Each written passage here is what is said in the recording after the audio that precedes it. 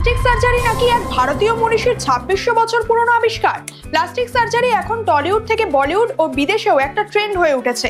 এমনকি plastic surgery দ্বারা বহু নামী অভিনেত্রীরা নিজেদের মুখশ্রী বদলে ফেলেছেন এবং সৌন্দর্য বাড়িয়ে তুলেছেন। কিন্তু জানেন কি, এই প্লাস্টিক সার্জারির রমরমা বর্তমান সময়ে হলেও এর সূত্রপাত হয়েছিল প্রায় ২৬০০ বছর আগে এবং ভারতেরই এক মনীষী সুশ্রুত এই প্লাস্টিক সার্জারির আবিষ্কার করেছিলেন। সুশ্রুতকে ভারতীয় অস্ত্রোপচার এবং প্লাস্টিক সার্জারির জনকও বলা হয়।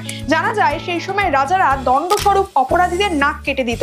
সেই সময় প্রথম মনীষী সুশ্রুতি নাকের চিকিৎসা অর্থাৎ রাইনোপ্লাস্টি প্রক্রিয়ার আবিষ্কার করেন। এছাড়াও তিনি সার্জারির মতো বৈজ্ঞানিক বিদ্যার পাশাপাশি সার্জারি করার ১২১টি যন্ত্র আবিষ্কার করেছিলেন। মনীষী সুশ্রুত তার এই জ্ঞানকে তার লেখা বই সুশ্রুত সংহিতায় লিপিবদ্ধ করে গেছেন এবং বর্তমানে তার এই অসামান্য আবিষ্কার সারা পৃথিবী বিখ্যাত, যা প্লাস্টিক সার্জারি নামে পরিচিত।